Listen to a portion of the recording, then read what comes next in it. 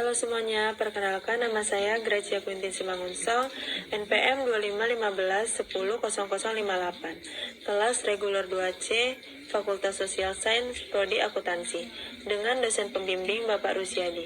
Di sini saya akan mempresentasikan mata kuliah mikroekonomi yang berjudul Kebijakan Fiskal, Kebijakan Moneter, dan Investasi. Yang pertama, pengertian.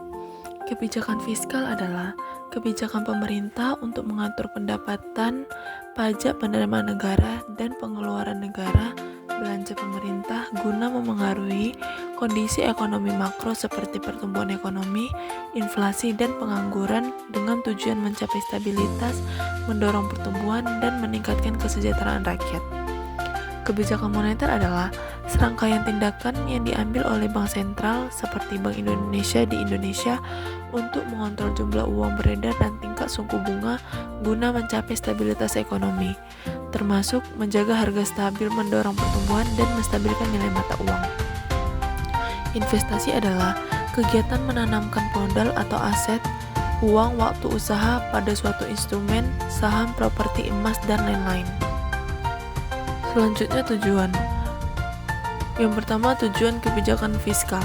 Tujuan kebijakan fiskal adalah untuk mengatur pendapatan dan pengeluaran negara guna mencapai stabilitas dan pertumbuhan ekonomi, termasuk pengendalian inflasi, mengurangi pengangguran, mendorong investasi, memacu pertumbuhan ekonomi, dan meningkatkan kesejahteraan serta keadilan sosial melalui penyesuaian pajak dan belanja pemerintah. Yang kedua, tujuan utama kebijakan moneter. Tujuan utama kebijakan moneter adalah untuk mencapai dan memelihara kestabilan nilai rupiah yang mencakup stabilitas harga, mengendalikan inflasi, dan stabilitas nilai tukar, demi mendukung pertumbuhan ekonomi dan menciptakan lapangan kerja yang tinggi. Yang ketiga, tujuan investasi. Tujuan investasi adalah untuk mengembangkan aset, melindungi nilai uang dari inflasi, dan mencapai tujuan finansial di masa depan, seperti dana pensiun, pendidikan anak, atau kemandirian finansial, dengan cara menempatkan dana pada aset yang diharapkan menghasilkan keuntungan atau return lebih tinggi dari tingkat inflasi, baik dalam jangka pendek maupun panjang. Yang ketiga, faktor-faktor. 1. Faktor kebijakan fiskal. Faktor kebijakan fiskal mengikuti tujuan, stabilitas ekonomi, pertumbuhan, keadilan sosial, instrumen, pajak, belanja, pemerintah, utang, fungsi atau alokasi, distribusi, stabilisasi, serta faktor pendukung dan penghambat seperti hukum, SDM, teknologi, kondisi ekonomi global, dan tantangan pengelolaan defisit anggaran serta efisiensi belanja. Yang kedua, faktor utama kebijakan moneter. Faktor utama kebijakan moneter meliputi target mikroekonomi seperti inflasi, pertumbuhan ekonomi, dan tingkat pengangguran serta stabilitas keuangan, serta nilai tukar dan ekspektasi publik. Yang ketiga, faktor investasi.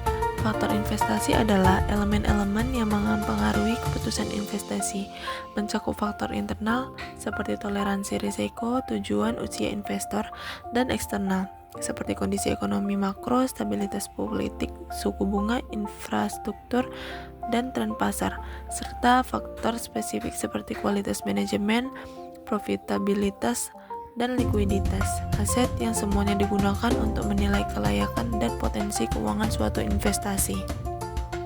Kesimpulan kebijakan fiskal.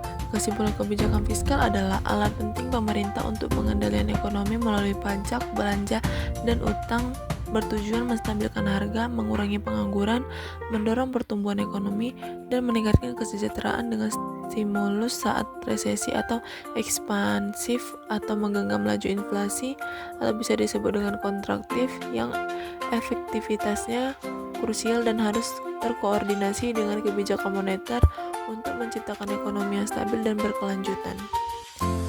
Kesimpulan kebijakan moneter. Kebijakan moneter adalah peran krusial Bank Sentral untuk pengendalian jumlah uang beredar dan suku bunga mencapai stabilitas ekonomi, yaitu menjaga inflasi rendah sambil mendukung pertumbuhan ekonomi dan stabilitas nilai tukar melalui instrumen seperti suku bunga acuan dan cadangan wajib.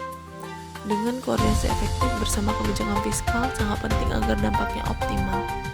Kesimpulan investasi. Kesimpulan investasi adalah penanaman modal hari ini untuk keuntungan berlipat di masa depan, bertujuan mencapai kebebasan finansial, melawan inflasi, dan memenuhi tujuan hidup yang memerlukan pemahaman risiko, riset mendalam, serta perencanaan strategi sesuai profil risiko untuk hasil optimal. Nah teman-teman, segitu saja penjelasan saya mengenai kebijakan fiskal, kebijakan moneter, dan investasi. Sekian dan terima kasih.